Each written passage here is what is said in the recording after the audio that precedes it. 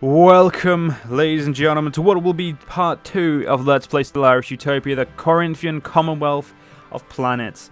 In the last part, we set up our colony. Well, we didn't set up our colony. We set out from our capital to look at the world from a new perspective. And by that I mean, we decided to leave our planet to become a Commonwealth of Planets. Now, it's a very weird name to have when we only have one planet under our control, but by God, we will have more, ladies and gentlemen. Glenn Weaver, our Chancellor, will make sure we have more. So, yeah, ladies and gentlemen, I've recorded this. If any of you guys have commented in the first part, one of your characters included, I have, I will be recording this as I am recording this, I've still just recorded the first one. So, ladies and gentlemen, give it a few parts and you guys will be added. If you guys do want to be added. Now remember, people who are on my Patreon will be given first choice of characters because they are being ever so kind as to give me money, which is very nice of them. Yeah, can't really think of a better way to say that. Anyway, let's move on. So we have moved our ship to Poa, our science ship to Poa, the science ship GCP Wayfarer. So yeah, we have found Poa 3, which is an interglacial world just like our capital. It is very decent. I mean, it's got some good placement of nodes, but it's not what we're looking for. It's not big enough for our egos. Our capital is an 18, so technically it's a downsize. What I am looking forward to though is Ladium 3. We're going to go investigate there once we finish investigating Poa, and we'll see if Ladium 3 has what we need. Now, in the grand scale of things, we are in a very bad position, and I know this, so we're going to try and move ourselves into a better position. Now, yes, I don't think I mentioned, we do have robots now. I'd mentioned that in the first part, I didn't mention it in this part. So yes, we have got loads of robots to do our bidding. I would be making them majority mineral drivers, nothing more. I don't think I'll be upgrading to synthetics or droids or synthetics. I may do. We will see. I do intend to. If I do intend to have everybody in my empire with full citizen rights. Or maybe full citizens. Yeah, probably all full citizens. I will just probably not elect them to lead my empire. Discovery Spaceship Graveyard. Scientist Kuang Wu, on board of the science vessel GCP Wayfarer, has made an interesting discovery on Poa 4. Our scanners are detecting massive quantities of various alloys and chemicals spread across the surface of this world. Wrecks of ships can be seen from orbit and are truly huge in scale. A titanic battle must have once raged overhead, and the world is now littered with rusted skeletons of craft that once ruled the skies. And I think that is an event that came with the planetary modifiers. What's it called? Event? Oh, not event, but the mod. And a toxic world. Well, it's very unfortunate that's all on a toxic world because I don't think we can't terraform it as far as I can tell. Which just does not bode very well for our empire, or our Commonwealth. Now, what do I... Okay, we definitely need to get ourselves some more mineral income. So, until this guy's been born, or that population's been produced, we can't really focus on that, so I'm going to build myself another Eagle class. And I'm going to have my construction ship build over here anyway. Now, I'm slightly making money, and this is going to, of course, put me in the red. But I am more than satisfied with being able to do this. And when I can, I'm going to empty this and probably try and move someone over there. We'll see. Now, we can build colony ships immediately, so when we can, I'm probably going to immediately launch colony to Ladium 3. We are, like I said, in a position that is not favorable to us. So it's probably best that we immediately find our way out of this situation. Now, we can have admirals, and none of them still, ladies and gentlemen, have the correct admiral level I want. And now, the admiral level skill is very similar to the ruler level mod. Only it adds a bunch of traits that you can gain through battle or being just being stationed on a fleet. Now I am going to send out our navy to try and find some more stars for us. I'm going to see what we can do, and then I'm going to bring them all back to the capital of Corinth. Now this is not a, this is just a, it's a survey and see what planets hold where, or what planets are there, so we can figure out how we're going to block ourselves into here and make sure our capital cluster is safe. Negative balance, that is fine. It's, yeah, not enough for me to be concerned about. It's going to take a while to get this built, so I shouldn't have to worry too much. In about 3 months, these guys will be built, finished, or grown. Unfortunately, our science officer is now a substance abuser, which means they're going to die relatively quick in comparison, which is not good. I mean, I'd prefer them not to die. Have you got Ladium 3 yet? And nope, you are just going to Ladium 3 now. So let's have a look what Ladium 3 is worth. When that turns white, we can have a look. Come on, there we go. So Ladium 3 has the ozone layer, thin ozone layer, which reduces habitability but increases energy credits, and rugged terrain, which increases building costs but also increases how much minerals it's worth. So it's now a 75% interglacial world. So if you look at from the expansion planner, it's better in everything, but it also provides the same amount of food and energy, but the increasing minerals and physics it just makes it a better place for us to go live. Now we have got our ion thrusters complete. I'm going to go get myself some geothermal fracking. Now of course I'm going to immediately upgrade the Eagles, or Eagle-class corvette. Now there is two ammonia planets here. We've already read the ammonia one. When we read the methane, I'll read that. I don't think I've read the interglacial. So interglacial, cold icy planet with a nitrogen oxygen atmosphere. Patches of warm landscape break up the expanse of glacial ice, often heated by natural geothermal vents. Hydrosphere is in melt water and steam rising from vents.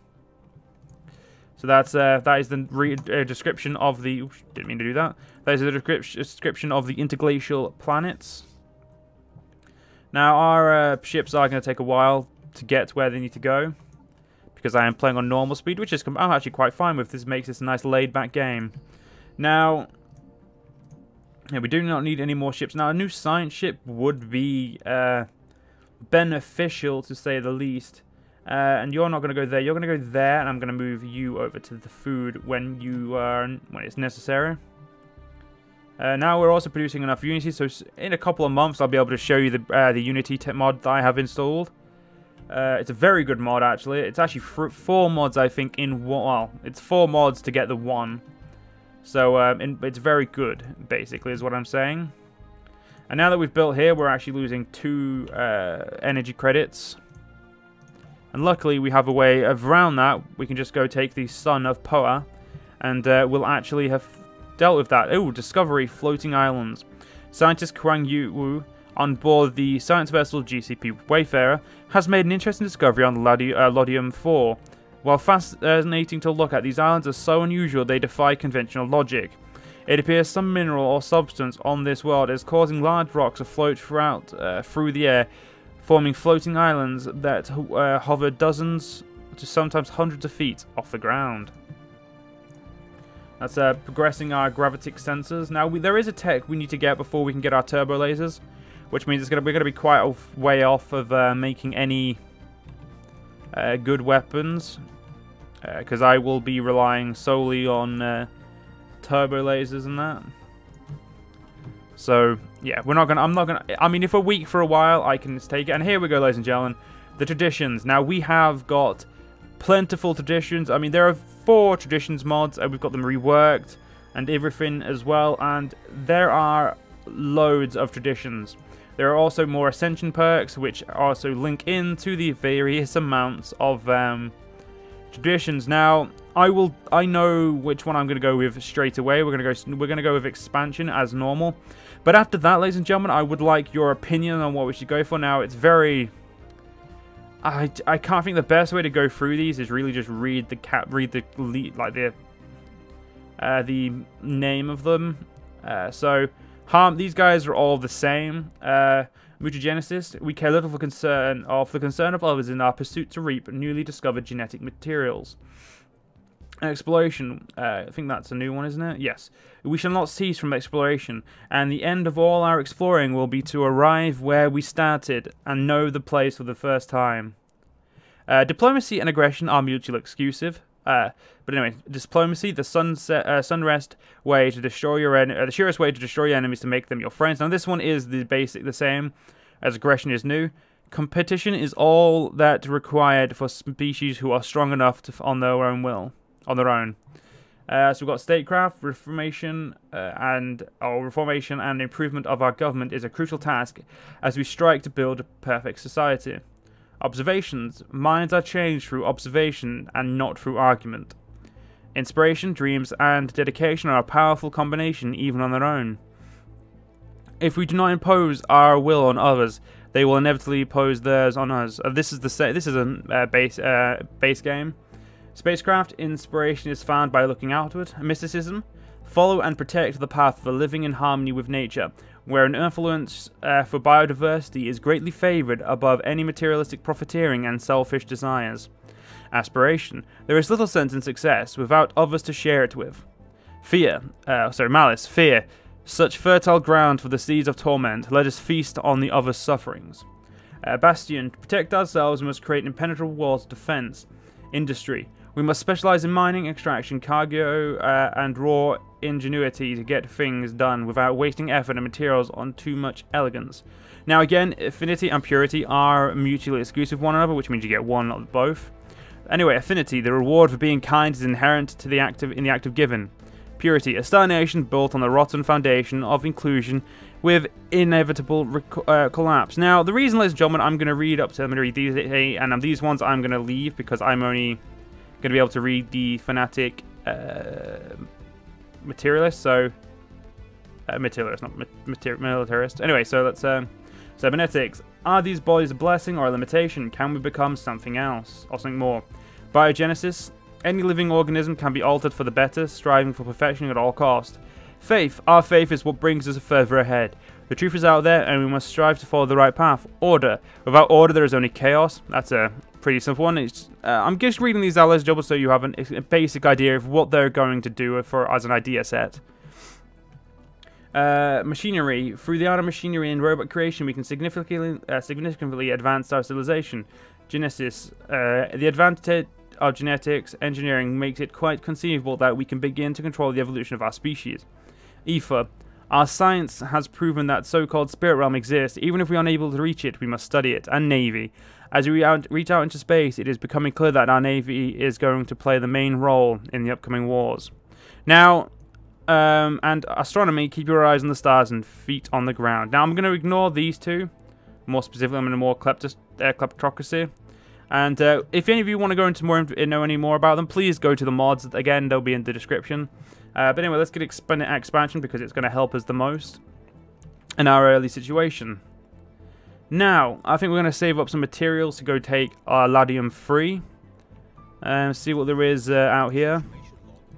There is a civilization over there, and there is an ammonia planet right there, which means Ladium is now even more necessary. And I actually need you to go over there. And then you can go home. We're not going to worry about down there for now. Now, if I'm boxed in, we are going to be in a very bad position. Hopefully, we're not boxed in, but I mean, I couldn't say if we were. It's got 3 more research stations to build. There's a lot of research stations, unfortunately.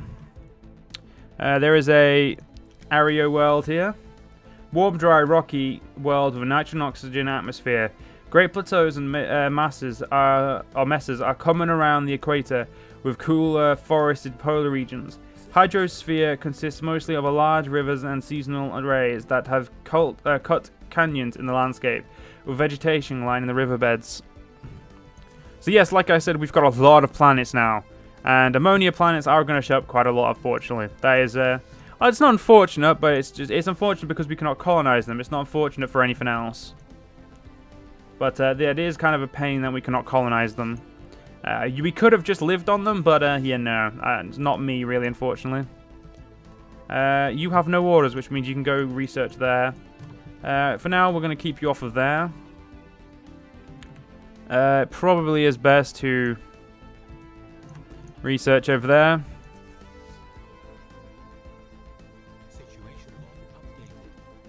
And we've also met another alien civilization there. Well, ladies and gentlemen, this does not bode well for us. It's not the worst we could have ever had, but it is not good. Which means we now more than ever need a colony ship, which is going to cost us quite a bit. So let's hope that the saving up goes well, and that we can get Ladium free relatively quickly. Now, a lot of the minerals, or at least 6 of the 8 minerals are locked right now. But we do have a great place to land, which will be right here. So we should be fine. Of course, we then get power free, which resources are a little bit more open, but again, just Ladium is in a better position as it stands. So that's why we're going to go focus on there. Now, I've got no strategic resources. I've got no new ships to mess about with. So now we can make this a shifter core or an assault again. Actually, that's a good point. Let's just have a look at. Let me just look at something. Yeah, we don't have anything to fit into the P, so or our point defense. So we're just going to ignore that. Right, so yeah, it's going to take us a long time now to get the minerals we require to get Ladium.